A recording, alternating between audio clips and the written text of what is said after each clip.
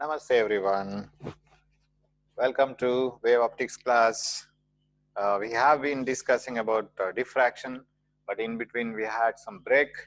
So now we will continue the things what we have studied in diffraction, the bending of light around the narrow obstacles. We will quickly recap the things what we have studied earlier. Okay. These are the examples for diffraction. We have seen that a CD appearing colored because of the small ups and downs tracks on the surface. The thread is so fine for the spider web that it can bend the light. Its thickness it can be comparable with the wavelength of light. They can diffract light. So shadows will not be very clear at the edges. There will be some encroachment of light into the shadow. Light will enter into the shadow. That is also diffraction. You can see it in many ways. You can see this in the previous class also.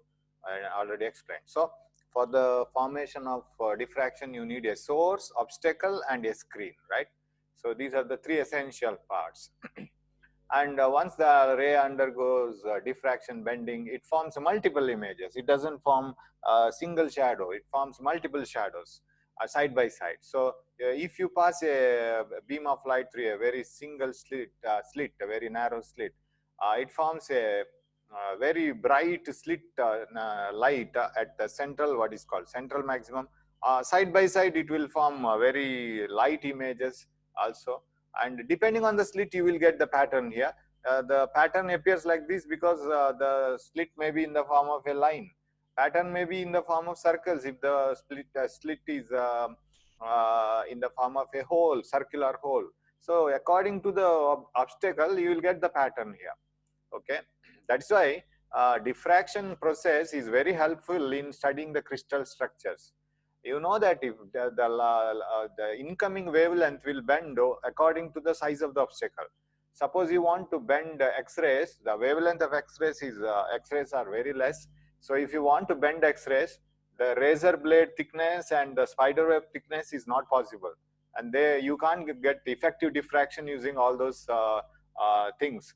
If you want to bend X-rays, the size of the obstacle must be very small, and it should be of the size of the atoms. So atoms and atoms in the crystal can bend X-ray. So if you pass X-ray to a crystal, depending on how the atoms are arranged, these atoms will diffract the X-ray, and they will form a pattern on a photographic plate. And so depending on the type of arrangement, whether it is face-centered cubic or body-centered cubic, or whether it is simple cubic, depending on the atomic arrangement, you get a pattern on the photographic plate for the X-ray. So X-ray bends, diffracts according to the structure. So by looking into the pattern on the screen, you can identify what type of crystal it is. So diffraction can be used in identifying crystals, and that is called X-ray crystallography. Of course, X-rays can be diffracted only by such a small atom, not by ordinary things that we find in our day-to-day life. So if you pass, just now I told, if you pass a parallel beam of light to a narrow hole, then the light shadow will not be a narrow hole like this. So you don't get light only, circular patch of light only at one place. You will get a circular patch of light, then some darkness, again circular patch of lights, again darkness, again circular patch of light, right? But the brightness of that circular patch of light will be lesser and lesser as you move outside. That means the next maximas produced by the diffracted beam here, these are all the diffracted beams, and that circular patch produced by the diffracted beam will not be very strong. So that we have known, and this is already explained. This is another one, animation already explained. So, and you know this one, even though it is already explained, we will recap it. I don't know whether you remember after a long time, after 5 days or so, remember this or not. Now we are interested with diffracted rays, right? Direct rays definitely form a bright fringe here, no doubt. Here it should be a bright fringe, and it is called central bright fringe, and it is the brightest fringe, and it is the widest fringe. And when the diffracted rays go like this, at what angle? Say theta. When they go like this, and you know A sin theta is equal to N lambda, A is the width of the slit, and theta makes how much is the path difference. Wave starting from the top of the slit, secondary wave starting from the bottom of the slit, they have a path reference now, because the bottom of the slit, the wave have to travel more and more, because it is a longer path for it. Upper half of the slit, sorry, upper top of the slit, that secondary wave traveling from here has to travel lesser. Okay, now here it is exactly 1 lambda. If this is 1 lambda, then this is a dark fringe. Why? Because here is a wave which is starting with half lambda path reference. So this wave and this wave will cancel each other. That means they interfere destructively. Similarly, for a wave starting from here, there is a wave starting from here. For a wave starting from just below this wave, there is a wave starting from here, which have a path reference of again lambda by 2, and they also cancel each other. So for all the waves starting from the top of the top half of the slit, there are waves in the bottom half of the slit, they cancel each other. So if a sin theta is equal to n lambda, then it's a destructive interference, you know it. So again, I don't explain it. Path reference, if a sin theta is equal to n lambda, but n starts from 1. Please remember, n starts from 1, not 0. 0 corresponds to the central fringe. That is finished here. N equal to 1 means this one. So if it is 1 lambda, 2 lambda, 3 lambda, 4 lambda, you get a dark fringe. It is exactly opposite to the case that we get in interference, where this produces bright fringe. Path reference equal to n lambda gives bright fringe there. Here it is dark fringe. And if the path reference is n plus half lambda, okay, this is over, then it is a bright fringe, because, for example, if it is 1.5 lambda, I'll take path reference, but I am considering the path reference between the wave starting from the top of the slit and bottom of the slit only. This one is traveling nearer path to reach here. This one has to travel more path. What about the wave starting from different points in between? They will have to travel more, but not as more as this one. Not this wave has to travel not as more as this one. This wave has to travel a little bit more. So the path reference between this and this is 1.5 lambda. If it is so, then this is half lambda.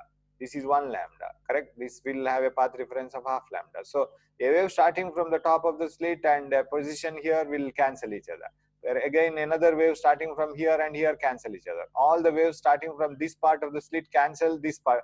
A wave starting from this part of the slit. So they cancel each other. This will survive, and that will produce a bright fringe here.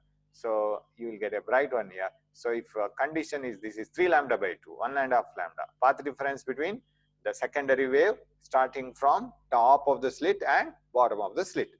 That path reference is 3.5 lambda, then 3 lambda by 2, then it is bright. Similarly, 5 lambda by 2. So general condition is a sin theta is equal to n plus half lambda. So bright fringe condition. Okay. And another important thing I would like to say is this one.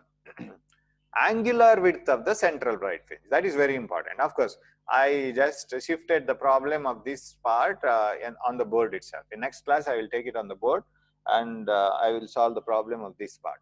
But the explanation is very simple. Suppose this is bright fringe. Bright fringe, the brightness goes on decreasing and it becomes dark, perfect dark here. On the other side also, the brightness goes on decreasing and it becomes perfect dark. Now, what is the angular width of the bright fringe? Angular width means, suppose you stand here at the slit and look into the central bright fringe. If you can see the full bright fringe, what is the angle it will create? Suppose you go to a hill, look into the whole world. What is the angle through which you can see the world? That is 180 degrees. It is quite obvious because you can receive the rays as parallel as possible, as parallel to your face as possible. Because our eyes are situated in such a way that you can receive light from leftmost end to the rightmost end. It is 180 degree angular width. Similarly here, this central bright fringe is situated in how much angular width? If you want to know that, we will draw the lines here and we will take a half angular width first of all. What is half angular width? This is the central bright fringe from here to here. Of course, brightness here and all will not be as much as at the center. But up to the first dark fringe, you have the central bright fringe. Okay, then this is the central part and this is the dark fringe part. So take theta here. So again, I would like to remember you that even though you are finding the angular width of the central bright fringe like this, you are going to apply the condition of dark fringe. Okay. So how does it actually look like? It is like this. So this is the width of the central fringe. A sin theta equal to n lambda formula you are going to apply, because we are going up to the, when you are showing your place in your house, you have to go to the compound of the other house, right? So you have to reach up to the compound of the other's house, your neighbor's house. Till there you have your place. So you have to go up to the dark fringe. Okay. So A sin theta equal to first dark fringe lambda, that condition you have to apply. And it looks like this actually, correct? If I can place the real diffracted image, photography, photo, then you can see this here. So this is the brightest part of that whole image of the whole, and next you get dark, again next bright, dark, next bright, you can see a very light bright image here. Okay, so these lines are drawn, or the rays drawn to see where the dark point is. Let this theta be here, and when you look from here, how much angle does it create? That is what I want. Okay, now if this is theta, you know A sin theta is equal to 1 lambda. If A sin theta is equal to 1 lambda, of course, theta is very small usually, because all these things are very, very smaller in size, and you can see the diffraction in a smaller angle. If you go to very large angles, the diffracted beams are so weak that you don't get the image at all. Sir, where is the bright spot produced by the next diffracted beam, light? It is so weak that you can't see it at all. So we will take theta very, very small. A theta, then when theta is very small, A sin theta is sin theta is almost equal to theta, A theta equal to 1 lambda. Okay, that's right. Now, if A theta is equal to 1 lambda, what is theta is equal to lambda by A? So that is the angular width. This is very important formula. Don't by heart it. Just get it from A sin theta equal to 1 lambda. Every time when you get it, you will get it, this one formula printed in your brain. So theta is equal to lambda by A. Suppose you are asked to find out what is the linear width of the central bright fringe. Of course, we haven't found out the full angular width. Full angular width is double of this, double lambda by A. That's all. So, sir, what is the linear width? If you measure it from here to here, what is the linear width? Take it as x. If it is x here, of course, you have to shift this diagram here. X here, you put that arc length is equal to, this is the arc length, this is the radius, right? Arc length L is equal to R d theta, right? So if you put that, x equal to d, capital D, that's what we write, capital D, for distance between the screen and the slit. So x equal to d theta, I think I've written it, yes, x equal to d theta. So you substitute for theta, x equal to lambda d by A. So that is the linear width. And if you want the full linear width, 2x you can do, 2 lambda d by A. So this part is very important. And okay, so this is how we explain graphically. The brightness of the central bright fringe will be highest here. Brightness goes on decreasing, and intensity will be 0. And this is the first dark fringe. And this is the place where we get path difference equal to 1.5 lambda. This is 0 lambda. This is 1.5 lambda. Okay, and next bright fringe will be produced here, right? Sorry, this is 1 lambda. 1 lambda, sorry, for n lambda dark you get. This is 1.5 lambda bright fringe, next one. So this is called minima, this is called central maxima, this is the highest bright position. Okay, so that is due to the, diffraction is because of the interference of the secondary waves starting from the different points of the obstacle. That's why we have shown here different waves from the secondary waves. Okay, next. So now I want to make you some points clear about this visual acuity. That means, suppose you are looking into some hill or say moon, you don't see craters on the moon clearly. Suppose you are on the moon itself, you can see them clearly. When you look into a hill, you see some greenery there, right? Suppose you go very close to the hill, you will start observing the trees, their branches and all separate. But as you go closer and closer, you can see some leaves, and as you go very close, you can see the cells in the leaves and all. And if you put this in the microscope and put it under the microscope and see, and you can see very well separated images of cells and all. So why this is possible?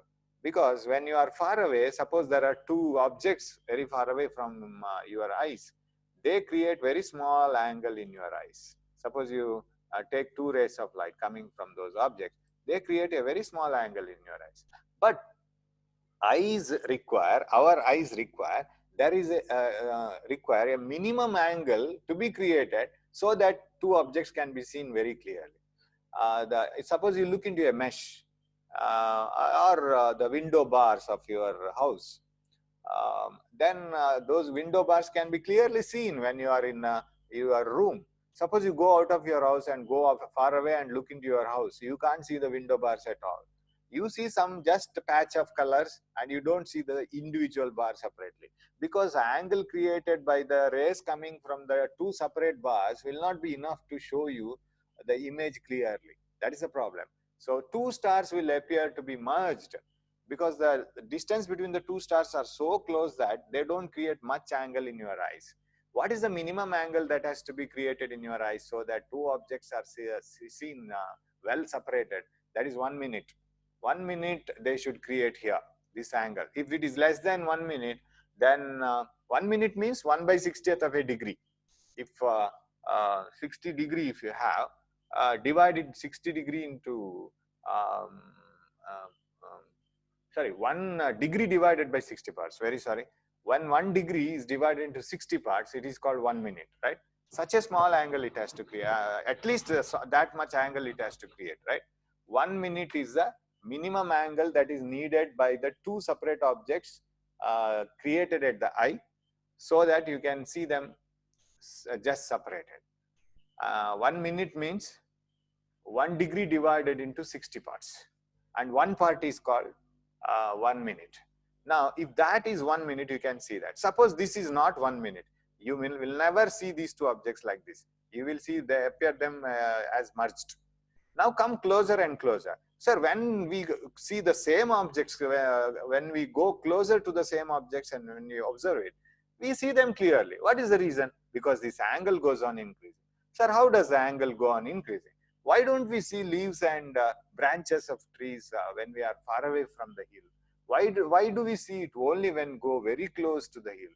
Very simple. Suppose these are the leaves and branches, they create more and more angle as you move closer. When you come closer, the angle they create will be more. As you move forward, the angle will be more and more, and still it will be more as you go closer to them. This is the only logic behind this. So when the angle subtended goes to 1 minute, you can see them just separated. When the angle subtended by the two closely lying objects at your eyes is more than 1 minute, they are well separated. You can see them separately, clearly, right? So that is very much needed for your eye, because eye is also having some limitations. Okay, so as you go closer and closer, you get more and more angle between the two angles subtended by the two objects at the eye. So this is what you call angle subtended at the eye. So if you are observing two stars, how much angle they will subtend, and if this is the distance between this is the width of the central maximum, how much angle it will subtend at the eye.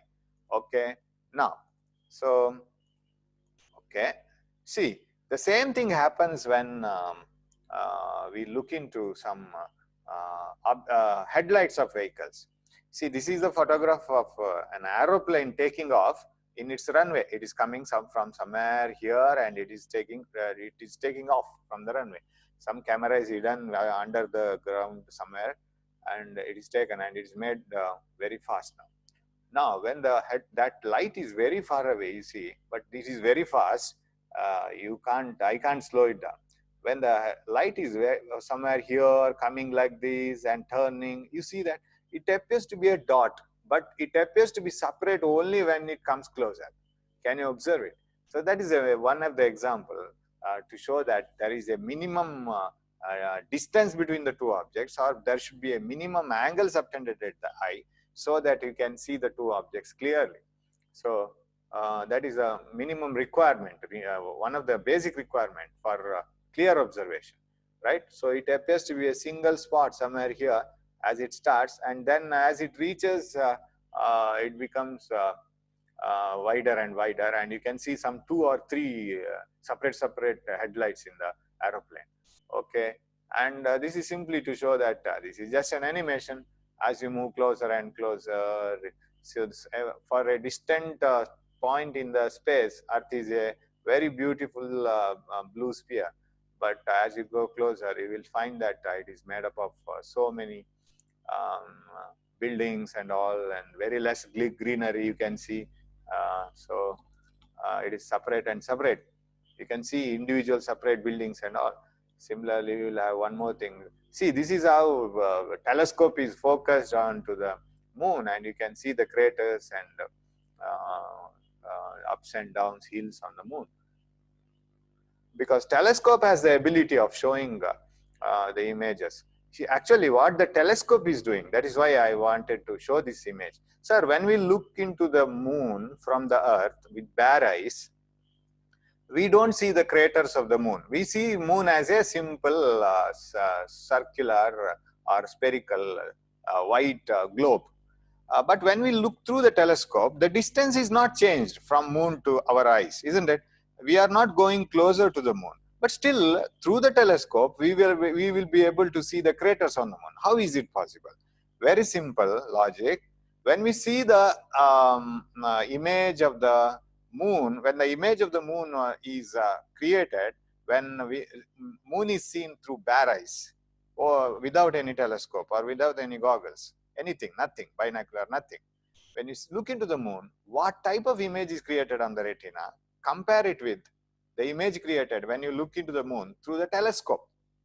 When seen through the telescope forms a better image, and that image is seen by our eyes. So telescope helps us to see the better image. So telescopes creates an image of the moon which is closer to us than the actual moon. That is the job of the telescope. So through the telescope, we can see the image of the moon nearer than what do we see with bare eyes. So what happens when we see it nearer using the telescope? All the craters and everything will create more angle in your eyes, more than what is required. So you can see them clearly separated. So that is the working of a telescope. Actually, telescope doesn't magnify the image of the moon.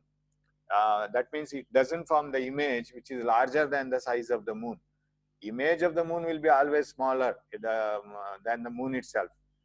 Whether you look through the telescope or whether without telescope you look into the moon, images are always smaller. But if you compare the images, what the image is formed when seen through the telescope is far bigger than when seen with bare eyes. So if you look into the moon with bare eyes, smaller image is created, and comparatively when you look into the moon through the telescope, a very large image is created compared to the previous image. But both the images are smaller than the moon. So don't be under the impression that image will be larger than the moon. Okay, so now one thing I want to make it clear. Any optical instrument should have two things: magnifying power and resolving power. So what do you mean by magnifying power? What do you mean by resolving power? They are entirely separate things. Magnifying power means showing the image of an object larger than its object size itself. Magnification is the ratio of height of the image to the height of the object. And if the magnification is greater than 1, it is the height of the image is larger than the height of the object. And microscope has magnification greater than 1. It magnifies the image. That means it shows an image which is larger than the object. Whereas telescope, it doesn't do so. It doesn't show an image which is larger than the object, but it resolves it. What do you mean by resolving it? It shows an image which is larger than the image when seen through the bare eyes. Telescope shows an image to us which is a larger image compared to the image if you look into the object without telescope. So that is, and telescope always shows the image which is closer to us. That's why we see the image, larger image of the moon. So in telescope, there should be more resolving power, and all the instruments should have resolving power and magnifying power. but they are calculated in different way.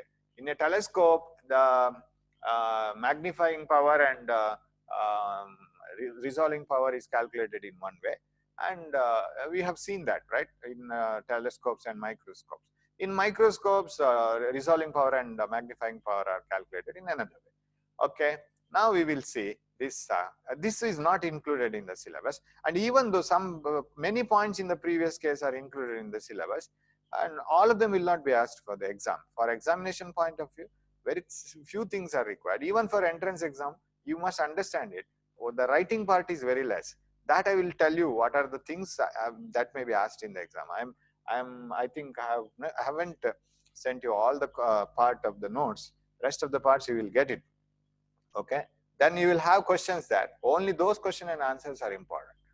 Okay. Now, see, when the headlight of a vehicle is very far away, here, like this, it appears to be single headlight, because the diffraction pattern, that means the light coming from that single headlight forms its own bright, dark images, and its pattern will be like this, one diffraction pattern like this, and the diffraction pattern of another.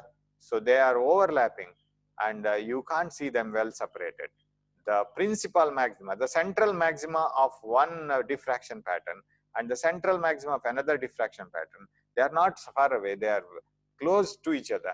So they are within the first minimum of the other. What do you mean by within the first minimum of the other? Suppose the central maximum of this one is here, that means its central bright fringe is here, and its next bright fringe is somewhere here, and this is the dark position. Within its dark position itself, the other bright is falling. So those two bright fringes will mix up, and you feel that there is only a single headlight. But as the vehicle approaches to you, you feel that there are two, and they get just separated. What do you mean by just resolved? This is unresolved. When the central maximum of one pattern falls within the first minimum of the other, you see, this central maximum is within the minimum of this one, right? Within the minimum of this one. If the central maximum of one pattern falls exactly on the first minimum of the other, when the brightness goes to dark here, the next bright image falls. At least we can see just separated. So two objects are said to be just resolved if the central maximum of one pattern falls on the first minimum of the other. Only those who can follow this, just take it into your brain, that's all. And if you can't follow, never mind, okay, because this is something deep into physics, okay, on your level actually, but not very tough. For your level, it may be little tough, but still you try to follow it, right? So if the central maximum of one falls on the first minimum of the other, then the two objects are said to be just resolved, just separated. And if the headlight comes, or if the vehicle comes still closer to you, they appear well resolved. What is the meaning of well resolved? The pattern of one, the central maximum produced by one, will go away from the first minimum of the other. So the two patterns are separated, and you can see them well separated. So that is one condition. Of course, here all the conditions are shown. Well separated, you see, the central maximum of this is falling on the first, the second maximum of this. Okay, no problem. The second maximum of this need not be seen. At least we see the central maximum. So if it falls here, no problem. But here you see the central maximum is just falling on the first minimum, just separated. They are overlapping. No separate observation here. Okay, this is how an headlight can be seen from a distant, very far away, closer, sorry, very far away, just coming closer. This is very close. You can see them well separated.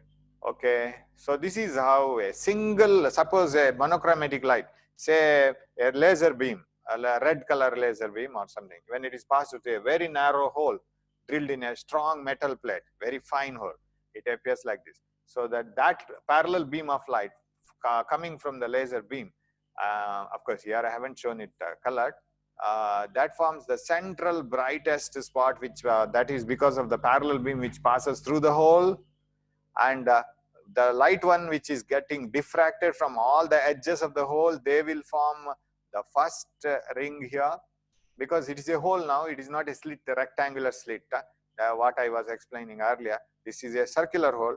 So that's why the rays of light will get a chance of falling on the edge on all the 360-degree rim, right, on the circular rim. So the edges of the circular rim, that is a hole, will act like sources of secondary waves. All of them will bend and they will produce a secondary ring, third ring, fourth ring, and we call this as n equal to 0, this is n equal to 1, n equal to 2, n equal to 3, so on. But the next fringes are not bright, only the central one is the brightest and the widest. You see the thickness of this, thickness of this, thickness of this, thickness goes on decreasing. So the basic difference between the interference and diffraction is, in interference all the bright fringes are equally bright. In diffraction all the bright fringes are not equally bright. Only central fringe is the brightest one, central maxima, it is the brightest, and the brightness of all the other one will be lesser. Brightness goes on decreasing as you move to the sides, and the fringe width is same in interference. Fringe width is not same in diffraction. Central maximum is widest, and the width of the next maximas will be lesser and lesser. There you can see it clearly. This is actual photograph of white light put on a small hole. Okay. Now, this is just a demonstration. Suppose you have a lens. Suppose you have a very small lens, say. If parallel beam of light, and let the width of the lens be 2a, its top to bottom diametrically length is 2a. Let a parallel beam of light be incident on this lens. Now, when this lens allows this, and now the lens acts like an obstacle if it is a very small lens. Now, when the light passes through this, then let us place a screen at exactly the focus of this, because we feel that they will get focused at the focus. But what happens is, you will at the focus you will get a very bright light. That is 100% sure. But there are diffracted beams also. What they will do? They will definitely form a pattern like this. Definitely form a pattern like this, because a lens will act like a circular aperture, a circular slit for the light. So light will start undergoing diffraction when it passes through that slit. So this will definitely happen. So take a lens of width 2a, that means its diameter from that circular edge. Let a parallel beam of light be incident on this, and keep a screen on at a distance of focal length, right? Now you will get the diffraction pattern. Diffraction pattern means brightest spot here, that is where it gets focused, and the brightness goes on decreasing, becomes dark. Since it is a circular hole, circular aperture we call usually. Aperture means a small gap. We get actually the pattern like this. Of course, this it won't look like this. You have to turn it, right? You have to turn it 90-degree turn it. This is only the replica of whatever I get here. So you will get a circular patch here and dark. So it becomes dark, bright, and so on. So you're brighter. That is what you get. Now, here there is no derivation. So when a parallel beam of light is passed through a lens of diameter 2a, diameter in the sense not the diameter of curvature, the circular rim diameter 2a, the circular pattern fringes obtained. Among them, this is the central bright fringe. The central bright fringe, its radius is given by this formula. This is what you have to remember. Of course, not a very important formula. It becomes important when you apply it to microscope. That I will tell you, so, right? But you must know what is this actually. What is this formula? So when a lens, when parallel beam of light is made to fall on a lens, because of the diffraction effects, the refracted light and diffracted light will not form a single focus. Light will not be focused at a single point. Of course, it will be focused, but the brightness goes on decreasing and it becomes dark, and you will get another focused point, second maxima, and the radius of the central maxima, that is how much brightness patch of light you will get at the center on the screen, and till the dark fringe. What is its radius? Here, either here or here. Radius of the central maxima when a parallel beam of light is made to fall on a circular aperture, that is 0.61 lambda f by a. Hope you have followed, right? when a light, and I could have applied this anywhere, this formula. There is no derivation now for the timing in your syllabus, so I don't touch it. When a parallel beam of light is made to fall on a circular aperture of diameter 2a or any lens of diameter 2a, then the radius of the central maxima is given by 0.61 lambda f by a, where lambda is the wavelength of light used, f is the focal length of the lens, and a is the radius of the lens, right? Or 2a is the diameter of the lens.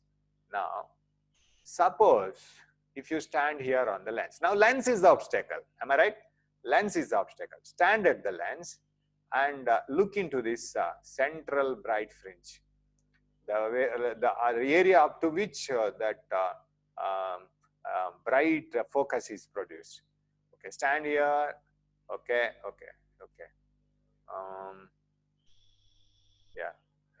Yes. Stand here and look into the this half of the ring, this central bright fringe. This is theta. Correct? Right? This is theta. Now I want to put this. What is this theta? It is the angular width of the central maximum. Correct? This is the pattern is like a circular. Since the hole is aperture is the circular one, obstacle is the circular aperture, we should get a circular patch of light here. Its radius is given by this formula, and the angular width of the circular aperture, the central maximum is theta. Of course, this pattern should be formed here. So angular width is theta. Now, if I apply this again the same rule, this one is the radius. Say this is the arc length. Arc length is this radius. This length is focal length. So shall I write this r, which is equal to this? R is equal to f theta. R equal to f theta. If r equal to f theta, then you have to multiply f. What is theta is equal to? Theta is equal to r by f, correct? Theta is equal to r by f. And you have to remove f, that means divide f to r. When you divide f to r, you get 0.61 lambda. F gets cancelled. 0.61 lambda by a. Did you get that? So when a parallel beam of light is made to fall on a circular aperture or any lens, we get on the screen, which is placed at a distance of focus, not a single focused light, we get multiple focused light like this. And the radius of the and out of them, the central one is the more focused light. It is the brightest spot, and its radius is given by this formula. And if you want to know what is the angular width of that central maximum, then you can write arc length radius is equal to f into theta. L equal to r theta formula. Basically, I have applied L equal to r theta formula. So r is equal to f theta. Theta is equal to r by f, and divide this by f, then you will get the equation. Then 0.61 lambda by a. Now this formula is required, very much required, because if this formula, this is the minimum condition for observing two closely lying objects as separate objects for a microscope. Now we are coming to the very important part of the syllabus. As far as exam is concerned, this formula is very, very, very, very important. What is this? Now, for a microscope, the thing is, in a microscope, what are the things you have? Sir, we have an eyepiece through which we see. There is an objective, that means which is towards the object, right? Even in a binocular, there are two lenses which will adjust for the eyepiece. And there is another lens on the other side which is towards the object, right? So there are eyepiece, there are objectives. So remember, objective means not object. It is a lens which is towards the object. It is called objective. And the lens through which we see is eyepiece. Now, objective is always towards object. Suppose this is a very small bacteria or anything. Now, rays of light coming from the object entering into the objective. You might have used a microscope in the laboratories, or you might have seen it. Even a small magnifying lens, for example, when you look in, keep the magnifying lens in front of a book and try to see the letters which are in enlarged images.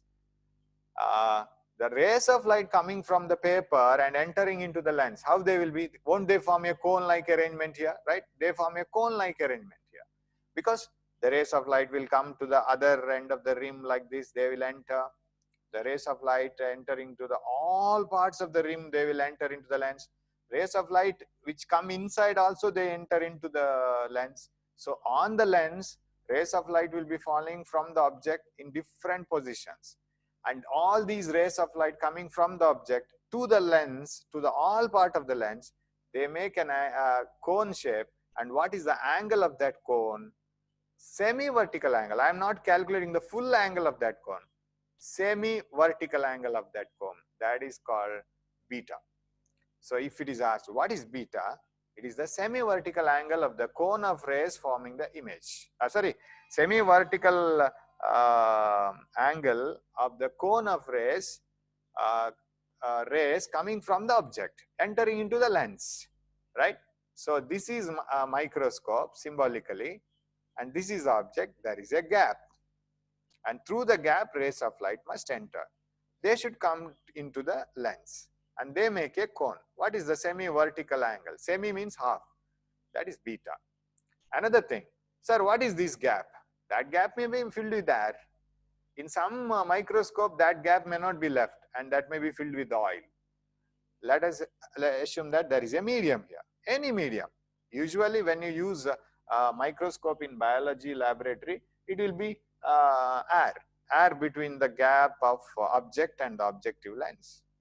Okay, N be the refractive index of the medium between the object and the objective. Okay, N be the refractive index of the medium between the object and objective. Let the rays enter into the lens and let us see the image, and the image is enlarged. A microscope should have a resolving power as well as a magnifying power. What do you mean by magnifying power? Ratio of the height of the image to the height of the object. Definitely it will have a magnifying power, because a microscope is arranged in the same way. You know, in a microscope we use an eye lens, objective, and objective forms a magnified real image, and that image is taken as an object by the eyepiece. Eyepiece forms another enlarged image. Magnification total is the product of the magnification. All these things we have studied. Now, what do you mean by resolving power? What do you mean by limit of resolution? See, D minimum. D minimum is the limit of resolution. RP means resolving power.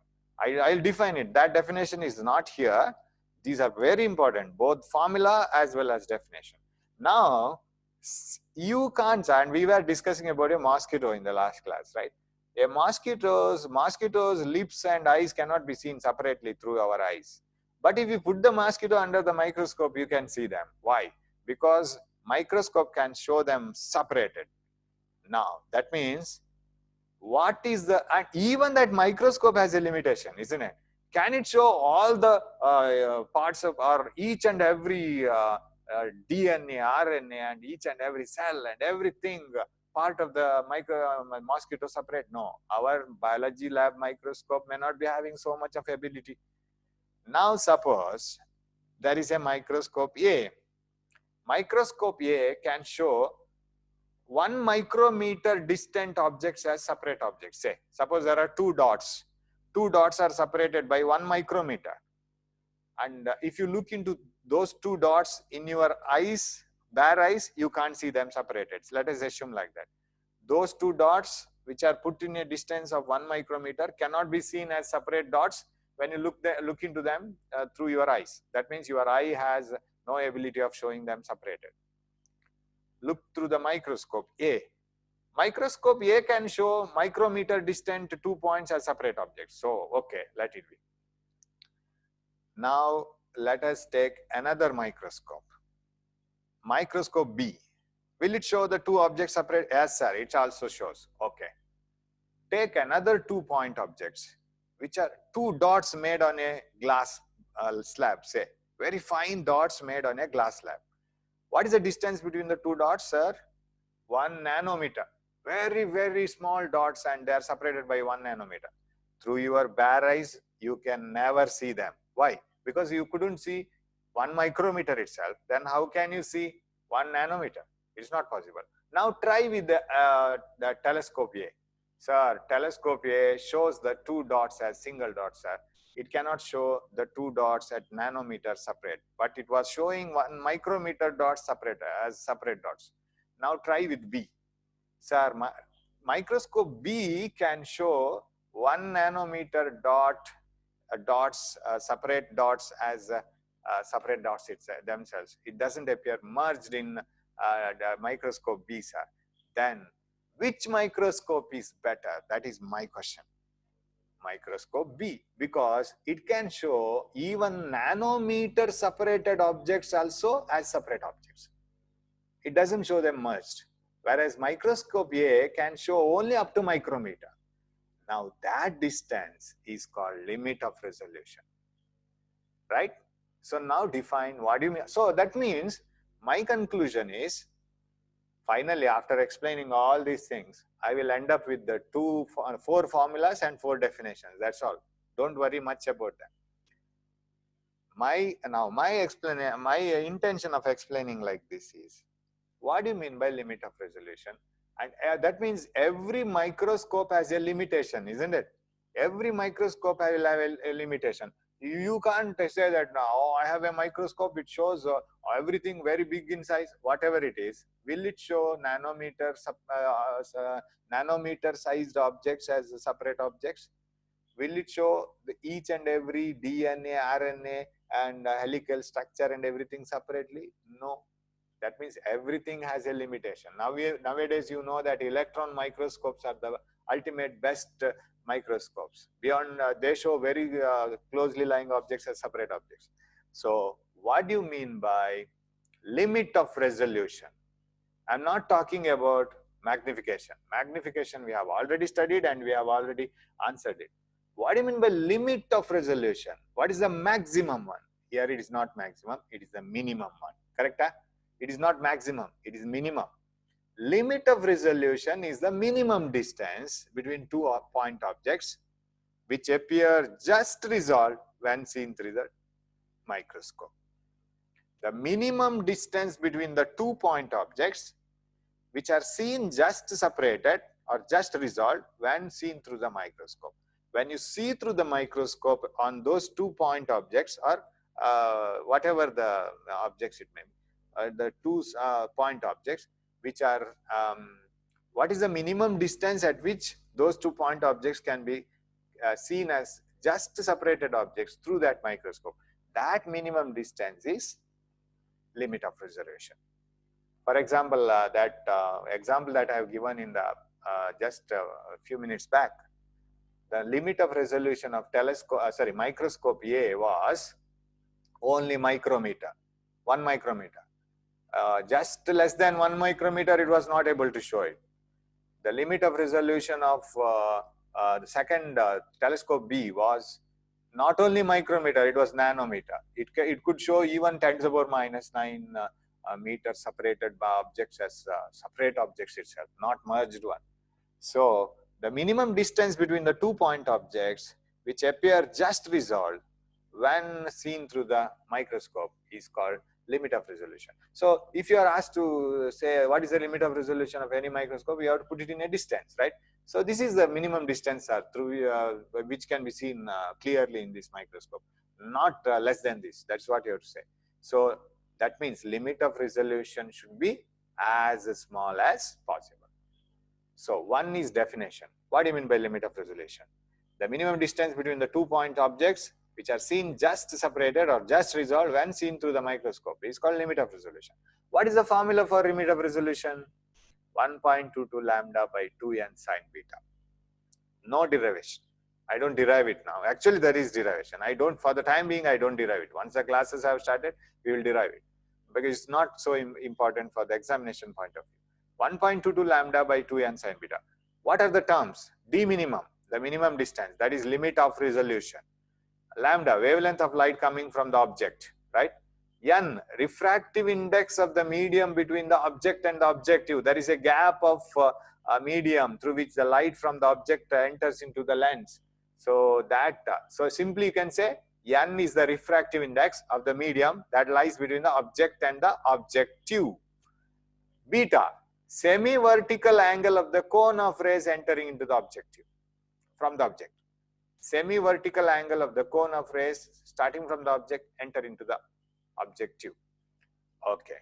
Now, what do you mean by resolving power, sir? Ability of the instrument to show the two closely lying objects as separate objects. That is a resolving power. Or mathematically, you can simply answer like this. The reciprocal of limit of resolution is called resolving power. Finish. Reciprocal of limit of resolution is called resolving power. So that means you have to reverse this formula. Resolving power is the reciprocal of this. 2n sine beta to the numerator, 1.22 lambda to the denominator. Finished. So easy to remember. So resolving power is the reciprocal of limit of resolution. What do you mean by limit of resolution? It is a minimum distance at which the 2-point objects are appearing just resolved when seen through the microscope. Okay, now the question, one more question. So you may get what do you mean by limit of resolution, or you may get the formula, terms, explanation. Okay, now, sir, I have a microscope. When I build a microscope, I should have a microscope of lower and lower and lower limit of resolution as far as possible. That means it should be able to show very close objects as separate objects, and it should have more and more resolving power, because the reciprocal of limit of resolution should be the resolving power. Am I right? Lesser and lesser value for limit of resolution, higher and higher value for resolving power.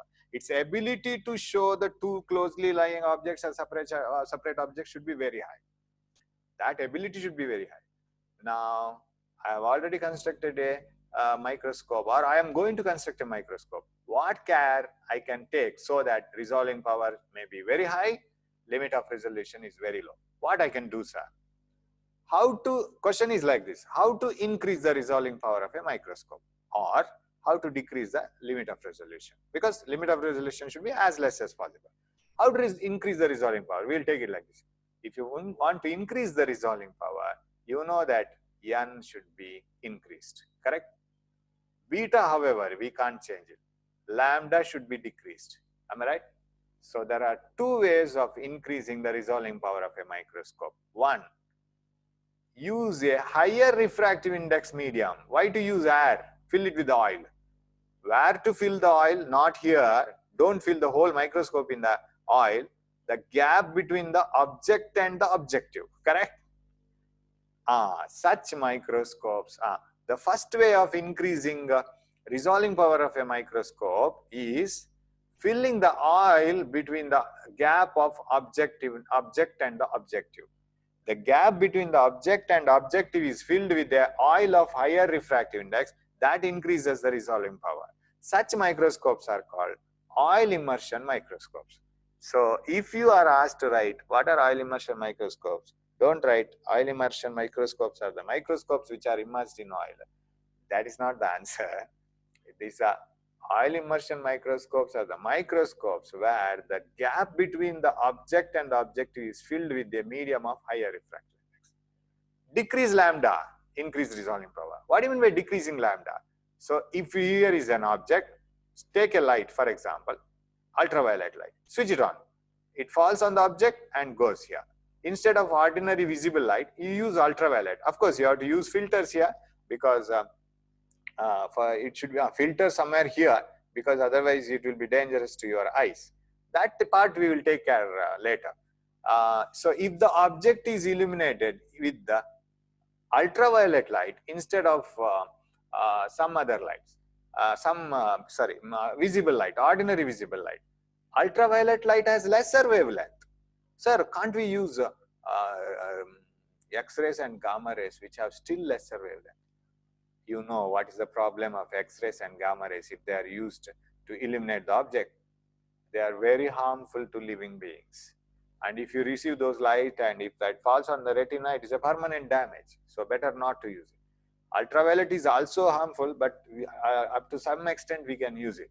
So if object is illuminated with a light of lower wavelength, resolving power can be increased.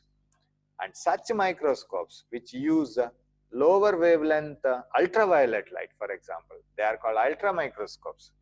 So ultra microscopes use ultraviolet, but one thing is, if you use ultraviolet here, remember always, you can't use glass lens here. You can't use glass lens. Why, sir? Glass completely absorbs ultraviolet. Have you seen people who are welding iron rods in the welding stations, right? They will be using a very large glass sheet in front of their eyes and they are welding. Why? Because during welding, ultraviolet light will be produced, and if they don't use anything in front of their eyes, all the ultraviolet will enter into the eyes and it will create pain. So they will be using a glass. Simple glass is enough. Glass absorbs ultraviolet. So how to avoid this, sir? If you use ultraviolet, wavelength of ultraviolet is lesser than the visible light, resolving power increases. But glass absorbs ultraviolet. What we will do? Use quartz lenses. Quartz doesn't absorb ultraviolet. So this is one solution. Hope you have got it, right? So now, what are the types of questions you get? And another one, sir, can't you decrease the wavelength further? Forget about this X-rays and gamma rays. Don't you have any other other cases where you can decrease the wavelength? Yes, there is. Electron microscopes. A beam of electrons act like a beam of electrons. Any moving particle act like a wave, and its wavelength is very less. That is called wave nature, de Broglie wavelength, wave nature of a particle, matter wave. So you are going to study it later, and they are called electron microscopes. Of course, its structure is entirely different. Electron microscopes have high resolving power because the wave nature of the wavelength of electron beam or electrons particles is very less, so their resolving power is very high. That part you will study later separately. So what are the types of questions? One, what do you mean by limit of resolution? It is the minimum distance, I am talking about microscope. It is the minimum distance between 2-point objects which are just separated, which are seen just separated when seen through the microscope. When you see through the microscope, if 2-point objects are seen just separated, then what is the minimum distance between them? What is the distance between them? That minimum distance is called limit of resolution. Formula for limit of resolution, 1 pi into lambda by 2n sin beta. And what are the terms? Lambda, wavelength of light coming from the object. N, refractive index of the medium between the object and the objective. Beta, semi-vertical angle of the cone of rays falling on the objective. Okay. What do you mean by resolving power? Reciprocal of limit of resolution is called resolving power, or the ability of the instrument to show two closely lying objects as separate objects. Lower the limit of resolution, higher will be the resolving power. How can you increase the resolving power or decrease the limit of resolution? By using a medium of higher refractive index between the object and objective, and by decreasing the wavelength of light coming from the by using a higher refractive index medium is best example oil immersion microscopes, which use oil in this gap and thereby increase the refractive index. Decreasing the wavelength ultra microscopes, which use ultraviolet light and have more resolving power. Similarly, go to the okay. This is all the notes. Resolving power of a microscope can be increased by increasing the refractive index of the medium between the object and the objective. Oil immersion microscopes. Resolving power of a microscope can be increased by decreasing the wavelength of light, eliminating the object. Ultra microscopes. But in ultra microscopes, you should have quartz lenses. And okay, right, finished. Telescope. Sir, what is the resolving power and limit of resolution for a telescope now? Even telescopes have limit of resolution and resolving power. But the thing is, for a telescope, we don't write it as a minimum distance. We write it as a minimum angle. Because when we look into the two craters on the moon, we don't see that. But when we look into the two craters through the telescope, we see that. What has happened? Yeah, just that angle is increased, that's all. What is the minimum angle that is required at the eye to be created so that two objects are seen as separate objects? That minimum angle is called limit of resolution. So, for an eye or a telescope, the minimum angle created by the two just separated objects or just separated seen objects when seen through the instrument is called limit of resolution. For example, when you look into the sky, if you see two stars as single star, and if somewhere if you can see two stars just separated, that means they are creating, those two stars are creating an angle of 1 minute in your eyes, right? It is the minimum angle created at the eye by two objects which are seen as just separate objects. So here it comes the angle when it comes to the question of telescope, because there is no question of distance. If you write it as distance, what is the distance between telescope, what is the distance between two stars? It is very high. So it is not distance, it should be angle, because the position, our position is the problem. The distance from us and moon is the problem. That's why we don't see the craters of the moon. Suppose we were very close to the moon, we would have seen it. So it should be the angle. So for a telescope, the minimum angle subtended by the two objects which are seen as just separated objects at the telescope is called limit of resolution. Now, for a telescope, there is a lens here. Can you see that? And that lens should be as large as possible for a telescope. That is called objective lens. And here we are not much interested with the eyepiece, because magnification here is not much important. Here, resolving power is much important. So the reciprocal of limit of resolution is resolving power, and limit of resolution is given by 2.22 lambda by d, and resolving power is d by 1.22 lambda, where d is diameter of the this objective lens, the lens which is towards the object, diameter of the objective lens, and wavelength of light coming from the object. And if you want to write the radius of the objective lens, of course you have to write it as 2a. When you write it as 2a, if a is the radius, it is 2a, diameter is 2a, and the denominator becomes 0.61. So any formula you can use, but formula is very important. Okay. So how to increase the resolving power of a telescope? Use a lens of larger and larger diameter. Over. Increase the aperture of the lens. So try to use your lens as large as possible. That is quite clear, because if you want to see the clear image of an object which is emitting light from a very distant place, receive as much as light possible. So resolving power of a telescope can be increased by increasing the size of the objective, diameter of the objective. So can't we decrease lambda? No, because that lambda, wavelength of light coming from the distant object, cannot be changed because it is far away. We can't go and have another illuminating light on the object and make it available. Not possible. So don't say that by decreasing lambda, resolving power can be increased here, right? So that is not possible, because the object is already far away. Whatever the light is emitted from the object, that we must receive it. We can't change it. So definition of limit of resolution for a telescope: it is the minimum angle subtended at the eye by two closely lying objects which are seen just separated when seen through the telescope. When you see through the telescope to those, for example, 2 points on the moon, say 2 craters on the moon. 2 craters on the moon are seen very just separated, just 2 separate craters. How much angle they create on the telescope? That minimum angle is called limit of resolution, and that is equal to 1.22 lambda by d. Lambda is the wavelength of light coming from the object, d is the diameter of the objective lens, resolving power is the reciprocal of limit of resolution, d by 1.22 lambda.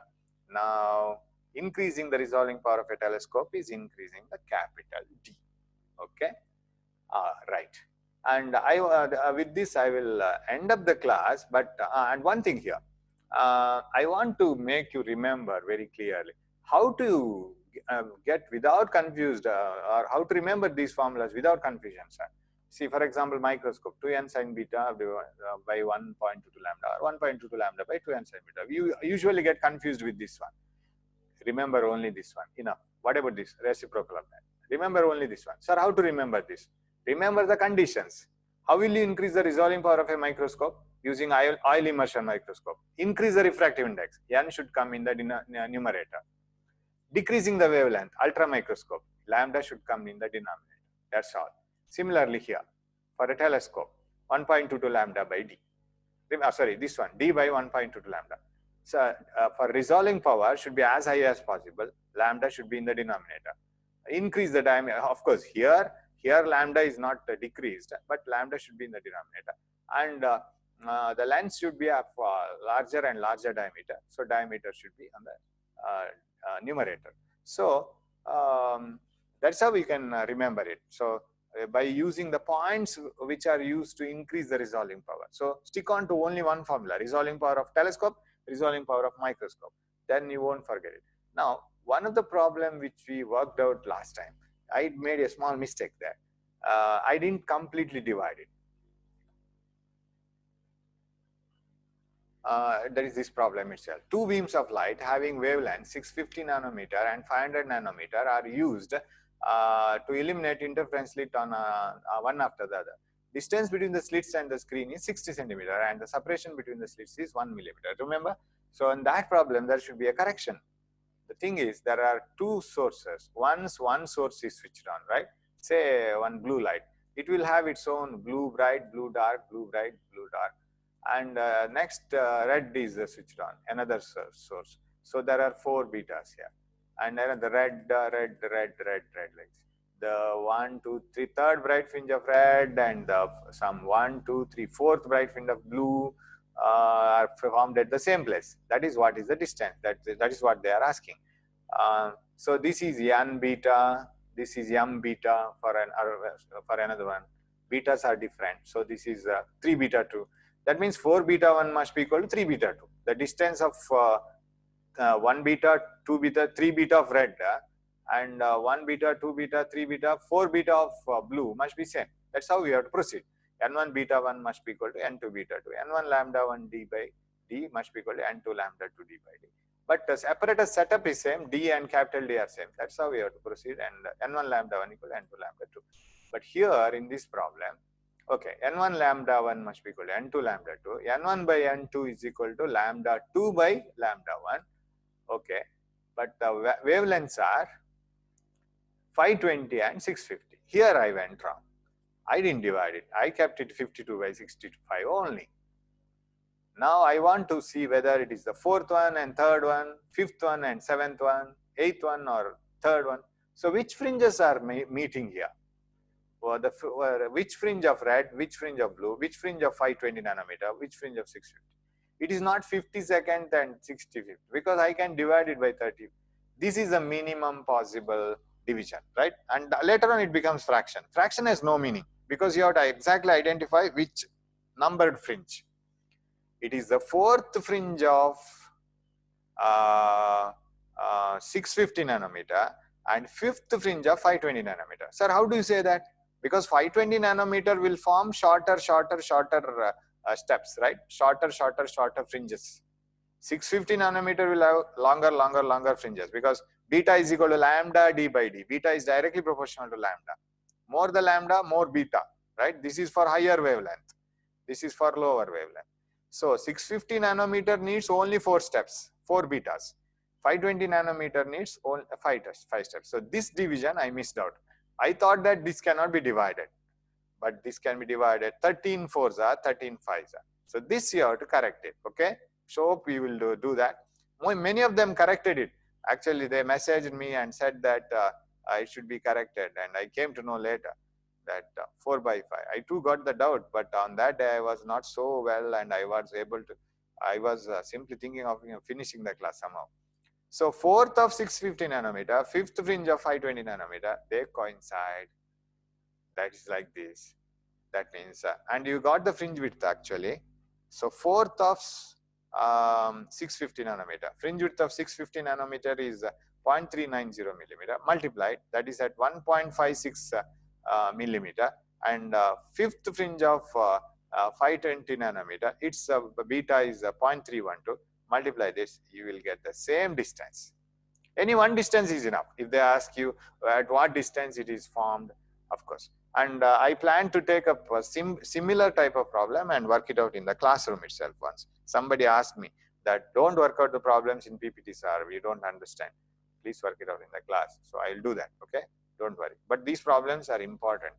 They are very important. So we will have to take care of it. Okay. So with this, I will end up this class. It is already 1 hour more, and next class we will have easiest part of this. So diffraction is little bit difficult to understand. And one thing I want to make it very clear, in diffraction, if it is asked, if some question is asked, what are the conditions for the formation of bright fringes? A sin theta equal to n plus half lambda. What are the conditions for formation of dark fringes? A sin theta equal to n lambda. Then what do you mean by resolving power of a microscope? Resolving power of a telescope. Limit of resolution of a microscope. Limit of resolution of a telescope. What are the ways in which you can increase the resolving power of a microscope, telescope? Only that much. And nothing more than that. And then in interference, the beta derivation, fringe width, the interference is very good. Next we get polarization, which is very, very simple. And after working out some problems in the classroom, then we will do that. Okay, till then, thanks for watching. Thanks for bearing with me for such a long explanation. We will meet in the next class. Take care. Thank you.